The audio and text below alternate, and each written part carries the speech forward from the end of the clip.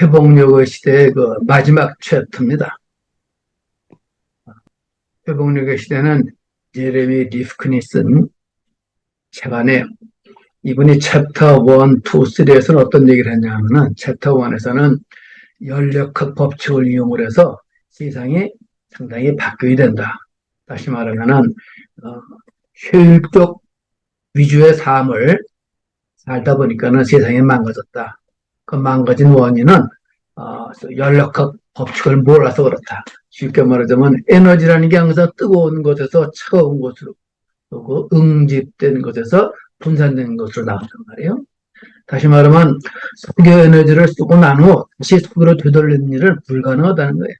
그러니까 계속 효율 위주로 살다 보면은 엔트로피가 증가해서 세상이 망가진다. 이런 얘기를 했고, 두 번째 챕터에서는 인클로즈 운동을 얘기를 했어요.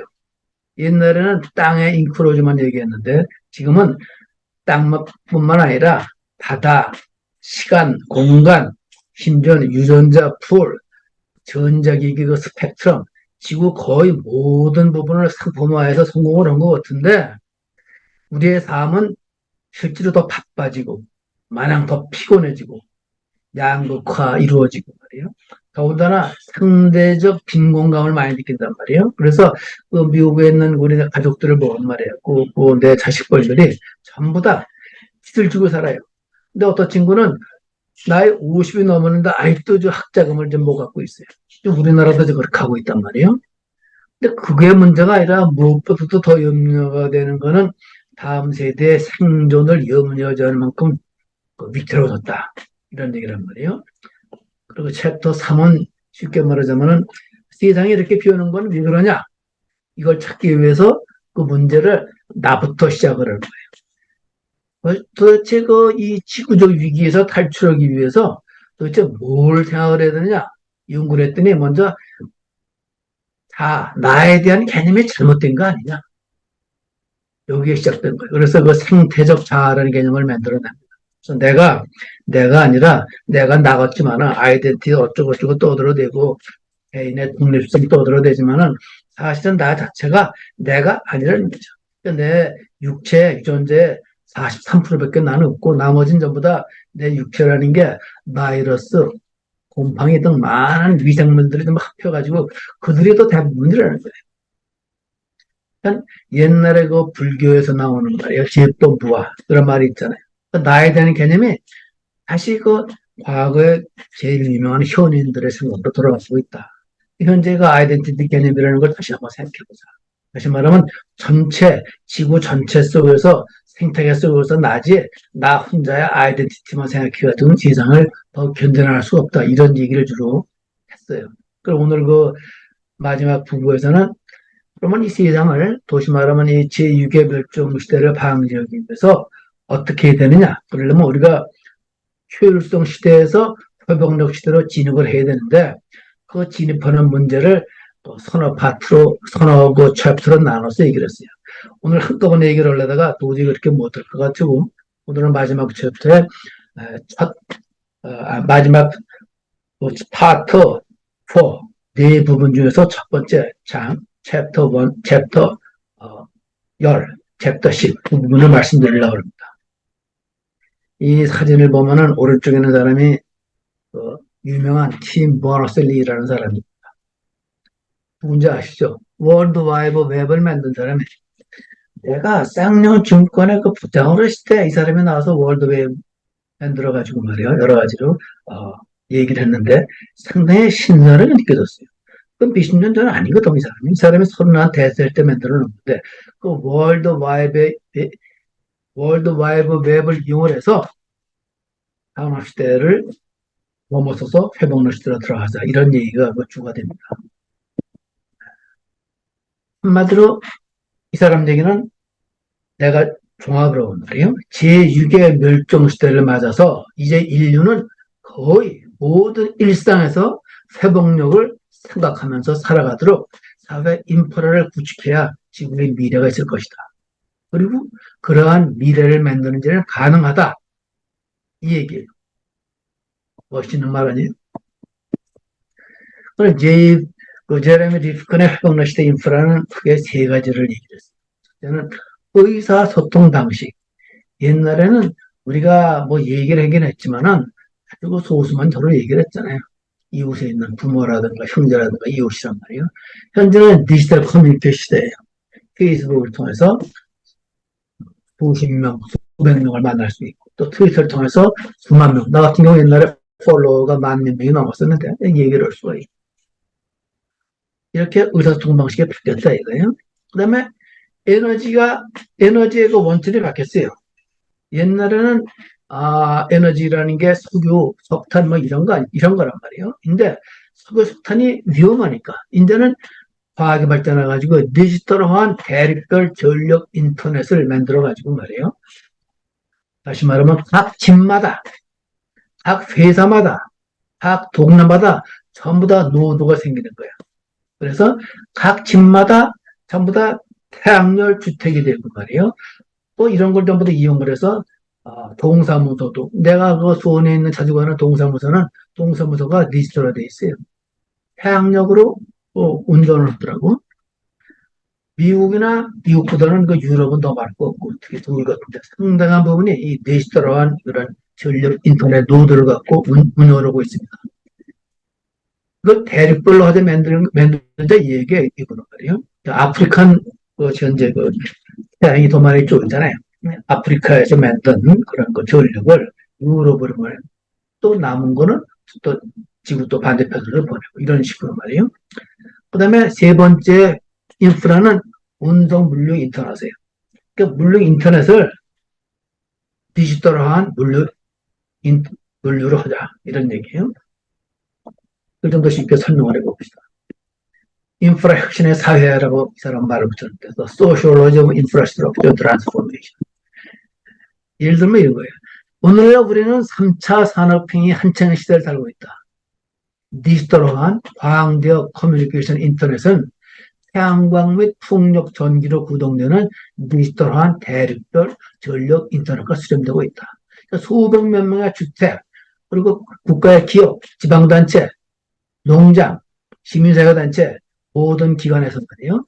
태양광이나 풍력 전기를 생산해서 자체의 운영에 전력을 공급하고 있는데 문제는 전기가 남을 거란 말이에요. 그걸 이용을 해서 전 세계에 뿌리자. 그래서 항공기, 자동차, 할 것 없이 모든 것을 이러한 공해가 없는 그런 전기를 쓸 수 있게 만들어내자. 이런 얘기예요. 이것이 가능하다. 이런 얘기예요. 내가 옛날에 대우 그룹 연구소에 정보센터장을 했어요. 이 빌딩에 내가 왼쪽에 있는 빌딩이 대우 고등기술연구원인데 내가 7층인가 8층에 근무한 것 같아요. 내 휘하에는 50명이 있었는데 전부 다 기라성같이 똑똑한 친구들이었어요. 그 당시에 이 빌딩 자체가 인텔리전트 빌딩이었어요. 대한민국 최초의 거대 빌딩 중에서는 인텔리전트 빌딩이었는데 그 당시 내 그 빌딩의 의미를 사실 몰랐어요. 이제 의미를 내가 확실히 안 거예요. 제레미 리프컨의 책을 보고 말이에요. 지금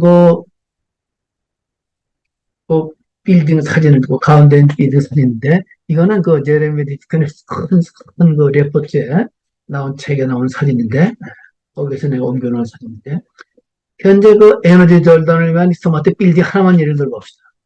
그 빌딩은 에너지 소비에서 40% 쓴대요. 그리고 CO2 배출의 36%를 차지한대요. 독일은 빌딩에 필요로 하는 에너지를 2050년까지 80% 낮추는 것을 목표로 하는데 꿈 같은 얘기 아니에요. 근데 제레미 리프컨은 이걸 안 뺄 수 있다는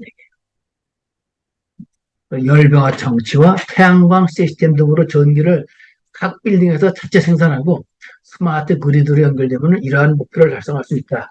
근데 이 얘기가 꿈 같은 얘기가 아니라 제레미 리프컨은 중국, 미국 할 거 없이 각 나라의 대통령이나 고위 관료들한테 컨설팅을 하는 사람이에요. 유럽에서 무슨 포럼이죠? 포럼, CEO들이 모이는 거나 다보스 포럼에도 매번 나가서 얘기하는 사람. 근데 이게 꿈 같은 얘기만 아닌 게 이 사람이 쓴 논문에 나오는 거예요. 그래서 3차 산업혁명의 건물이라는 거는 벽으로 둘러싸인 그 수동적이고 사적인 공간이 아니고 재생 에너지를 생산하고 에너지의 저장, 전력 이동으로는 이런 운동을 할 수 있는 사립형 스마트 빌딩이다. 이렇게 만들어져야 된다. 그리고 현재 상당히 많은 건물들을 이렇게 만들어주고 있다. 이런 얘기를 했어요. 그리고 이분이 이제 아까 오늘 강의 첫번에 나온 그 보너스 얘기를 1차, 2차 산업혁명과 달리 3차 산업혁명 인프라는 수직이 아닌 수평으로 확동되도록 설계했다. 팀 버너스-리는 중앙의 대리인에게 허가를 구하거나 수수료를 내지 않고 누구나 가정 자리에서도 다른 사람과 정보를 공유할 수 있도록 월드와이드를 설계했다. 우리가 오늘 이렇게 줌으로 서로 얘기를 하고 듣고 하는 것도 말이에요. 사실 팀 버너스-리예요. 그래서 작은 돈을 들여가지고 서로 이렇게 뭐 각 지역에 구애받지 않고 얘기를 하고 있단 말이에요. 근데 이거를 이 양반이 설계를 할 때 이렇게 했어요. 각 개인들이 데이터 통제권을 상실하는 위험이 있다. 그래서 이걸 방지해야 되겠다. 그리고 가짜 뉴스가 무척을 확산하는데 이것도 방지해야 되겠다. 투명하지 못한 온라인 광고를 보려는데 이것도 막아야 되겠다. 이런 생각을 했는데 아직 충분히 막지는 못했죠. 사실은. 근데 이렇게 지금 나아가는 방향을 지금 가고 있어요. 이 티머스 리는 나보다 훨씬 젊은 분인데 참 영국서 써라는 이름을 붙였어요. 티머스-리 경이라는 건데 그만한 가치가 있는 분이죠. 사실은. 이 양반 덕분에 오늘 우리가 이 사회를 가고 있다 이런 얘기죠. 근데 이 양반은 이런 얘기를 했어요. 내가 미국 가면 가장 잘 이용하는 게 우버예요. 얼마나 편리한지 몰라요. 우버를 타면 그 택시기사가 내가 누군지 알아. 나도 택시기사가 누군지 알아요. 이 사람이 소위 손님들한테 어떤 레벨을 받고 있고 이거 다 알고 있어요. 그럼 이 기사는 내가 팁을 얼마 주는 것도 죄 알고 있어요. 근데 편하게 값도 싸고 그러는데 이팀 버너스-리는 아니 리프키는 말이야. 우버 시대도 이제 한번 할 것이다. 그렇게 독점적으로 돈 안 들이고 그렇게 혼자 다 해먹는 그런 기업은 이제 운영이 어렵다는 얘기. 그래서 앞으로 이렇게 우버나 아마존의 물류라든가 이렇게 공짜로 돈을 많이 버는 그런 상황은 어려울 것이다. 그게 디지털 혁명이다. 그러니까 좀 더 수평적이고 민주적인 사회로 디지털 혁명은 나아간다. 이런 얘기를 했는데 가만히 책을 읽다 보니까 이거 모르는 거야.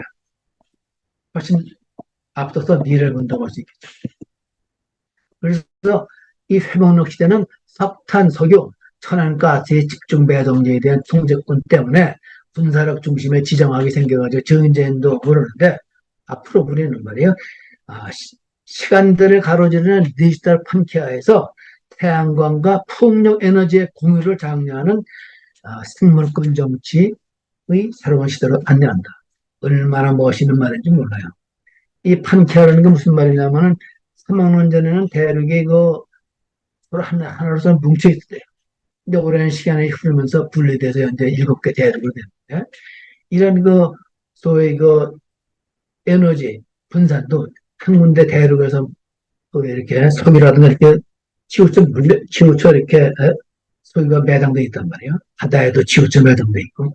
근데 이런 걸 태양 중심의 에너지고 이렇게 되는 말이에요. 이게 분산돼가지고 이게 서로 나뉘어가지고 많은 사람이 평이하게 할 수 있다. 다 혜택을 누리고. 예를 들면 내가 대우에 있을 때 이런 생각을 했어요. 내가 인터넷 빌딩에서 일할 땐 좋았는데 이게 폐감에 있어요. 회사까지 가려면 너무 피곤한 거야. 집으로 가려면 주말에 말이에요. 그때 자동 운전을 시킬 수 있는 말이에요. 자율자동차 나오면 얼마나 편리할 건가 이런 생각을 했는데 이게 시간이 걸리지만 지금 상당히 진척돼 있잖아요. 그리고 이제 내가 비행기를 타면서 상당히 유체감을 느꼈단 말이에요. 왜냐면 이게 석유를 내가 이렇게 많이 써도 되나? 근데 태양광 에너지를 쓰게 되면은 그런 내가 두려움에서 벗어날 수 있어. 이런 등등의 상당히 많은 말이에요. 생각을 해온 옛날에 삼각도를 해왔는데 그게 현실에도 거의 되고 있는 거예요. 그거를 제레미 리핀이 여러 통계로 얘기를 해서 너무나 반갑게 책을 봤어요. 그래서 이분 얘기는 2040년대 중반쯤에는 3차 산업혁명으로 여겨지지 않을 정도의 새로운 경제 패러다임을 향한 도약을 하고 있다. 이게 이제 목도된다. 그래서 지난 250년간 이어진 산업혁명에서 벗어나서 회복력 혁명으로 특정 지을 수 있는 새 시대로 나아가고 있는 것을 얘기를 한 거예요. 그래서 이런 시대에는 인류는 매 순간 회복력을 생각을 하면서 살아야 하는 시대가 되었다.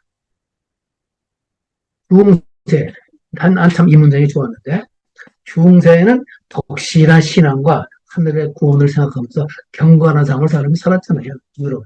우리나라도 마찬가지죠. 다 부처님 믿고, 그리고 경건하게 살았어요. 현대에는 말이에요. 겉면과 끝없는 물질적 진보를 중시했어요. 부자 되어라, 뭐 이런 말이 있고, 부자가 아니고 중산층, 한국의 중산층이라는 걸 얼마나 천박합니까? 하여튼, 물질적 진보를 중시했는데, 앞으로 다가오는 시대에는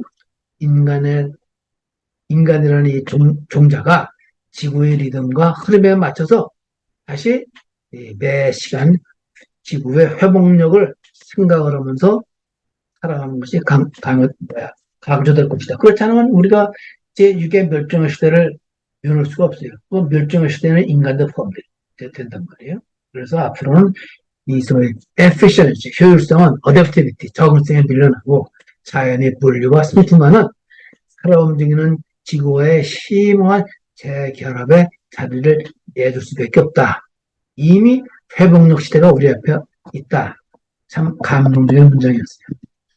이건 영어로 된 문장인데 이건 시간이 없으니까 지나갔고, 이 사람이 이 얘기를 전파해야 될 거란 말이에요. 근데 미국에 그런 사람이 있는 거예요. 미국에 엘고라는 유명한 대통령이 있었잖아요. 응? 그래서 뭐 기후 위기를 얘기해서 저희 노벨상까지 받았는데, 엘고와 같은 수준 비준의 똑똑한 사람이 있는 거야. 미국 상원에. 이 사람이 슈먼데, 이 사람이 기후변화 해결에 대한 그의 그 성명을 했는데, 이 사람 그 성명 속에서 회복력 있는 사회에서의 그 ICT, Information Communication Technology죠. 이 ICT, 방대역과 재생 가능한 전력 생산, 전기 및 연료전지 운송을 위한 스마트 녹색 인프라를 이 사람이 얘기를 하고 있는 거를 들은 거야. 그래서 이 사람을 소개받아가지고 얘기를 했어요. 이 찰스 앨리스 슈먼은 미국 정치가인데 상원을 했고, 뉴욕주에서. 그리고 2005년부터 민주당 상원의 그 지도부에서 활동을 했는데, 현재는 그 신임 원내대표로 2016년에 상원 원내대표로 선출됐다고 그래요. 근데 이 양반 특이한 게 내 조사를 해보니까는 딸이 레즈비언이야. 그 남편이 왼쪽 끝에 있는 여자가 남편이야, 이 딸에. 근데 이런 걸 다 받아들일 만큼 말이에요. 근데 개방적인 사람이야. 이 양반을 만나가지고 이 양반이 그런 얘기를 했어요. 나한테 그런 거를 이미 소위 2040년까지 말이에요. 소위 세상에서 평온해질 수 있는 그런 계획을 좀 써내라 해서 이 사람이 자기 조직이 있을 거란 말이에요. 그래서 우리 산업계에서 세계 최고로 선수는 선수들을 사무실에서 모아가지고 레포트를 쓴 거예요. 그래서 2040년까지 CO2 배출 없이 완전히 가동되는 회복력 3.0 인프라를 미국에 전개하려면 무엇이 필요하고 무엇이 가능하냐, 이거에 대한 레포트를 쓴 거야. 미국의 회복력 3.0 인프라 혁신을 당대가 썼어요. 이런 얘기야. 21세기 경제를 위한 스마트 디지털 무공의 3차 산업혁명 인프라를 만들려면 어떻게 해야 된다, 이런 주의 얘기를 쓴 거예요. 방대한 책인데 이걸 내가 보려니까 눈이 빠지겠더라. 그래서 내가 보다가 말았는데, 결론은 이거예요. 이제 인류는 거의 모든 일상에서 회복력과 생명의 소위 바이오필리아를 생각하면서 살아야 된다. 그렇지 않으면은 우리가 소위 지속 가능할 수가 없다. 단편적으로 이렇게 하나둘 이렇게 감성적으로 얘기해서 끝내는 것이 아니라 사회적 인프라를 만들어야 한다는 거예요. 그리고 이 일은 가능하다. 이런 얘기를 한 거예요.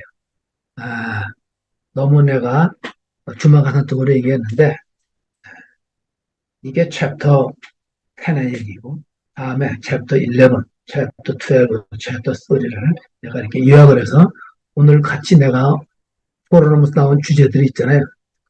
지금 그 모든 염려하는 게 다 그 논의에 나옵니다. 그런 얘기를 다음 강의에 하도록 하겠습니다. 이상 강의를 마칩니다.